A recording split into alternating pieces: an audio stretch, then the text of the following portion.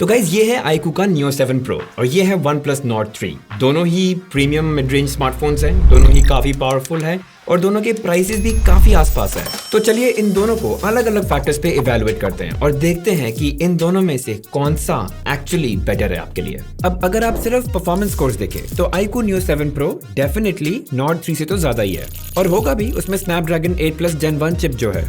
और देखो यार, स्कोर्स तो एक बात हो गई, लेकिन थोड़ा रियल वर्ल्ड टेस्टिंग करते हैं। एक बात बता देता हूँ कि जो नॉर्मल यूज होता है डे टू डे, जैसे ऐप लॉन्च करना या दोनों ऐप्स के बीच में मूव करना या मल्टीटास्किंग करना, वहां पे आपको ज्यादा डिफरेंस फील नहीं होगा और इसीलिए थोड़ी टफ टेस्टिंग करते हैं। तो पहले गेम लोडिंग टाइम्स चेक किए और Nord 3 पे 4 सेकंड ज्यादा लगे Asphalt 9 को लोड करने में, और यही जब कॉल ऑफ ड्यूटी खोला तो Nord 3 को सिर्फ 1 ही सेकंड ज्यादा लगा। तो देखा जाए तो Neo 7 Pro हल्का सा, ज्यादा नहीं, हल्का सा Nord 3 से तेज तो है। अच्छा, फिर मैंने 5G टेस्ट किया दोनों फोन्स पे, सेम नेटवर्क पे, सेम जगह पे खड़े होकर, और देखा कि Neo 7 Pro स्लाइटली ज्यादा स्पीड दे रहा था। तो देखो, एक बात तो क्लियर है कि चाहे रॉ परफॉर्मेंस की बात हो या गेम लॉन्च करने की बात हो या 5G स्पीड्स की बात हो, Neo 7 Pro Nord 3 से थोड़ा सा तेजी है, लेकिन परफॉर्मेंस वहां रुकती नहीं है। जैसे अगर आप कॉल ऑफ ड्यूटी खेलेंगे Nord 3 पे तो आपको 90 FPS से ज्यादा फ्रेम रेट नहीं मिलेगा, लेकिन वही Neo 7 Pro पे अगर आप फ्रेम इंटरपोलेशन यूज करेंगे, वो आपके फ्रेम रेट्स को 120 FPS तक बूस्ट कर देगा। और ये हाई फ्रेम रेट सिर्फ कॉल ऑफ ड्यूटी पे नहीं, और भी सपोर्टेड गेम्स जैसे BGMI है उस पे भी आपको 120 FPS मिल जाएगा, लेकिन Nord 3 90 FPS से ज्यादा नहीं देगा। एक और चीज, Neo 7 Pro में गेम डिस्प्ले एनहांसमेंट फीचर है जो आपके गेम्स को ज्यादा वाइब्रेंट दिखाता है। मतलब अगर मैं इसको यहीं पे ऑन और ऑफ करूंगा तो आप ये डिफरेंस यही देख पाएंगे। और ये सब कमाल है क्योंकि Neo 7 Pro में एक इंडिपेंडेंट गेमिंग चिप है जो Nord 3 में ऑब्वियसली नहीं है। अब देखो यार, Nord 3 वैसे गेमिंग सेंट्रिक फोन है नहीं और इसीलिए इसमें वो गेमिंग फीचर्स नहीं है, लेकिन सेम प्राइस पे iQOO Neo 7 Pro वो फीचर्स दे रहा है और मैं प्रेफर करूंगा कि वो फीचर्स हो रादर देन ना हो, स्पेशली अगर सेम प्राइस पे हैं तो। चलिए अब डिस्प्ले की बात करते हैं। आई थिंक दोनों के डिस्प्लेस बहुत ही किक-एस हैं। दोनों में काफी शार्प एमोलेड डिस्प्ले है, दोनों का साइज काफी सिमिलर है, एक्सेप्ट Nord 3 का डिस्प्ले थोड़ा ज्यादा ब्राइट है देन Neo 7 Pro। लेकिन दोनों ही फोन्स आउटडोर कमाल की विजिबिलिटी देते हैं, कोई भी दिक्कत नहीं आती। और दोनों ही HDR10 डिस्प्लेस है, मतलब HDR टाइटल्स जो होते हैं नेटफ्लिक्स पे उसको भी ये प्रॉपर्ली सपोर्ट करते हैं। लेकिन कुछ बहुत छोटी छोटी चीजें हैं iQOO Neo 7 Pro के डिस्प्ले पे जो इसको स्लाइटली बेटर पोजीशन करती है डिस्प्ले के मामले में Nord 3 के कंपैरिजन में। एक और चीज, instant touch response rate Neo 7 Pro का 1200 हर्ट्ज है और Nord 3 पे ये 1000 हर्ट्ज है, तो डेफिनेटली आपका टच जो होता है वो Neo 7 Pro पे ज्यादा जल्दी रजिस्टर होता है। और देखो यार, डे टू डे चीजों में ये टच रिस्पॉन्स इतना मैटर नहीं करता है, लेकिन जब गेमिंग की बात आती है तो थोड़ा सा फर्क जरूर पड़ता है। लेकिन चलिए अब कैमरास की बात करते हैं। तो दोनों ही फोन्स में 50 मेगापिक्सल का प्राइमरी कैमरा है, 8 मेगापिक्सल का अल्ट्रा वाइड लेंस है और 2 मेगापिक्सल का मैक्रो सेंसर है। लेकिन स्पेक्स को साइड करो, फोटो सैंपल्स देखते हैं और फिर ही डिसाइड करते हैं। तो ये है कुछ फोटो सैंपल्स जो मैंने दोनों फोन्स के प्राइमरी कैमरा से लिए हैं। एंड ऑनेस्टली बहुत डिफिकल्ट है बताना कि कौन सा बेटर कर रहा है। अब जैसे ये फोटो हैं, दोनों ही बहुत सही हैं। It's just that Neo 7 Pro थोड़ा वार्म टोन में है और Nord 3 जो है थोड़ा कोल्ड टोन में है। यहाँ पे तो मैं एक्चुअली सरप्राइज था, Neo 7 Pro ने बेटर डायनामिक रेंज दिखाई है देन Nord 3। इस केस में जो लीव्स हैं वो एक्चुअली Nord 3 पे बेटर लग रहे हैं क्योंकि Neo 7 Pro ने ना कुछ ज़्यादा ही अग्रेसिवली प्रोसेस कर दिया है। लेकिन अगर आप स्काई देखें तो वो Neo 7 Pro का ही बेटर है।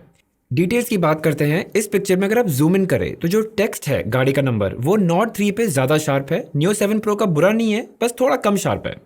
इस केस में अगर आप देखें जूम इन करके, Neo 7 Pro ने एक्चुअली काफ़ी ज़्यादा शार्प पत्तों को कैप्चर किया है, Nord 3 ने तो पूरा ख़त्म कर दिया।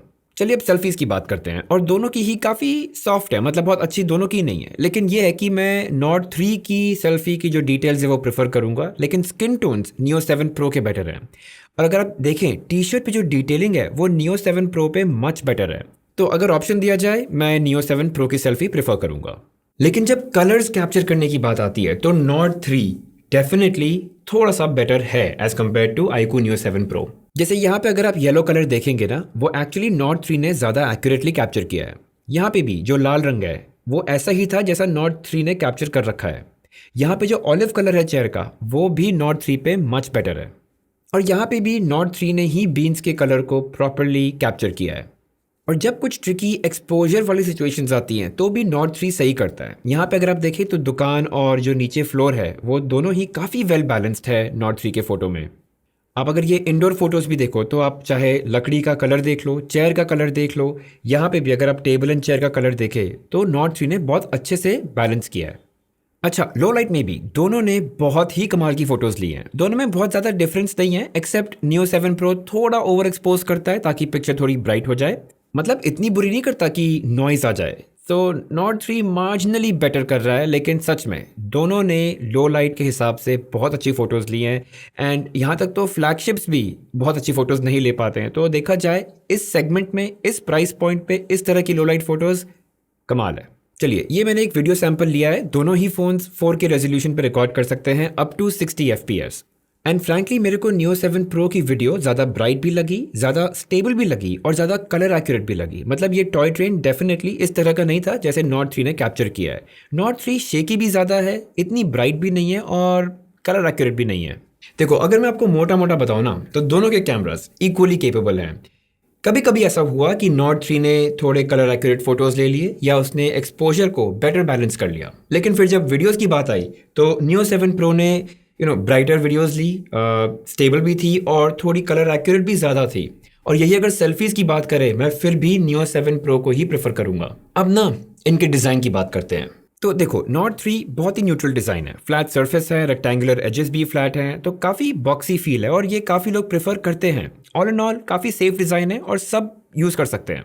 Neo 7 Pro काफ़ी डिस्टिंक्ट यूनिक डिज़ाइन है। ऑब्वियसली इतना फ्लैट नहीं है, थोड़ा कर्व्ड है साइड्स पे, लेकिन इसका ऑरेंज कलर जो है ना, सबसे बड़ा हाईलाइट तो वही है। और एक और चीज़, नॉट 3 पे है ग्लास पैक और ये ऑरेंज वाले Neo 7 Pro पे वीगन लेदर फिनिश है। देखो, फ्रैंकली बताओ ना तो मैं तो वीगन लेदर प्रेफर करूँगा, क्योंकि ग्लास में ना इश्यूज़ हैं। जैसे मान लो एक तो स्क्रैचेस पड़ जाते हैं, उसके बाद अगर गिर जाए तो टूटने का डर भी होता है, और कुछ ना भी हो तो ओवर टाइम ग्लास की जो शाइन होती है वो कम हो जाती है। इस पे तो आप अगर कवर ना भी लगाओ तो भी इनमें से कोई भी इश्यूज होंगे नहीं। तो हाँ, कुछ लोगों को ये होता है कि ग्लास प्रीमियम है, तो डेफिनेटली वो आपको नॉट 3 में तो मिलता ही है, लेकिन iQOO Neo 7 Pro में भी आपको एक डार्क स्टॉर्म कलर मिलता है जो ग्लास पैक है। तो दोनों में आपको ग्लास का ऑप्शन मिल जाता है। अगर हम सॉफ्टवेयर की बात करें तो दोनों पे Android 13 चल रहा है। नॉट 3 में Oxygen OS 13 मिलता है और Neo 7 Pro पे FunTouch OS 13, और दोनों ही काफ़ी सिमिलर है इन टर्म्स ऑफ फंक्शनैलिटीज़। बस इतना ही बताना चाहूँगा, जो कि सबसे इंपॉर्टेंट बात है, नॉट 3 में आपको 3 साल Android अपग्रेड मिलेगा और 4 साल तक का सिक्योरिटी अपडेट, लेकिन Neo 7 Pro में आपको 2 साल का Android अपग्रेड मिलेगा और 3 साल का सिक्योरिटी अपडेट।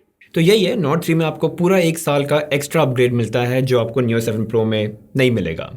बट ये भी ध्यान रखना कि Neo 7 Pro में आपको गेमिंग फीचर्स मिलते हैं जो आपको नॉट 3 में नहीं मिलेंगे, तो आप खुद थोड़ा वे कर सकते हैं कि आपके लिए क्या ज़्यादा इंपॉर्टेंट है। और अब आते हैं बैटरी एंड चार्जिंग पे। तो दोनों में सेम बैटरी कैपेसिटी है 5000 mAh की, एंड बहुत ही आराम से ये आपको पूरा दिन लास्ट करेगी और थोड़ा बहुत बैटरी बच भी जाएगा आपके पास एंड में, तो काफ़ी ऑल डे कंफर्टेबल बैटरी है।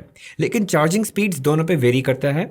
Neo 7 Pro 120 वाट के चार्जर के साथ आता है जो आपका फ़ोन 1 से 50% 8 मिनट में ले जाएगा, और यही 80 वाट चार्जर जो नॉट 3 में आता है उसको डबल टाइम लगता है। एक और इंटरेस्टिंग चीज़, जो Neo 7 Pro का चार्जर है ये PD चार्जिंग सपोर्ट करता है, तो आप इसी को यूज़ करके अपना लैपटॉप भी चार्ज कर सकते हैं, और नॉट 3 का चार्जर ये कुछ नहीं कर सकता। तो यहाँ भी Neo 7 Pro जीतता है। तो देखो गाइज, ओवरऑल Neo 7 Pro में ज़्यादा परफॉर्मेंस है, गेमिंग फीचर्स बिल्ट इन है, इसका डिस्प्ले एक्सपीरियंस स्लाइटली बेटर है और फास्टर चार्जिंग भी है। तो इन सब चीज़ों की वजह से Neo 7 Pro डेफिनेटली नॉट 3 से तो बेटर लगता ही है। और एविडेंटली अगर आपको परफॉर्मेंस स्मार्टफोन चाहिए तो Neo 7 Pro is 100% the better choice. Not 3 में ऑन द अदर हैंड उतनी परफॉर्मेंस नहीं है और गेमिंग फीचर्स भी नहीं है, लेकिन कभी कभी कुछ सिचुएशंस में ये बेटर फोटोज़ ले लेता है, और ऑब्वियसली इसका एंड्रॉयड अपग्रेड प्रोग्राम 100% बेटर है। एक और चीज़, अगर आप 18 जुलाई से पहले प्री बुक करके Neo 7 Pro लेंगे तो इसमें आपको 1 साल का एडिशनल वारंटी मिलेगा, मतलब total 2 years of warranty on the Neo 7 Pro, और नॉट 3 में ऐसा कुछ नहीं है, नॉर्मल 1 year वारंटी है। तो गाइज, यही था कंपैरिजन, सारे पॉइंट्स मैंने आपके सामने रख दिए हैं, तो होपफुली अब आप डिसाइड कर पाएंगे कि आपको कौन सा फ़ोन लेना है इन दोनों में से। मेरे हिसाब से तो Neo 7 Pro, क्योंकि मतलब सब कुछ है इसमें, मेजॉरिटी फैक्टर्स में यही जीता है, बट डेफिनेटली इसमें नॉट 3 में आपको एंड्रॉयड का एक एक्स्ट्रा साल अपग्रेड भी मिलेगा, सिक्योरिटी अपडेट्स भी एक साल एक्स्ट्रा मिलेंगे। तो अगर आपके लिए वो इंपॉर्टेंट है तो definitely something to think about. और एक और चीज़, नॉट 3 की रीसेल वैल्यू भी बेटर होगी।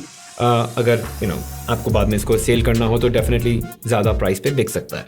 लेकिन फिर भी अगर कोई डाउट रह गया है, कोई क्वेश्चन अनआंसर्ड है, कुछ भी शंका हो तो डेफिनेटली कमेंट सेक्शन में पूछिए, 100% जवाब मिलेगा। वीडियो पसंद आया तो definitely hit that like button, subscribe जरूर कीजिए चैनल को और वो नोटिफिकेशन आइकन को मार्क करके ऑल ज़रूर दबा दीजिएगा। मिलते हैं।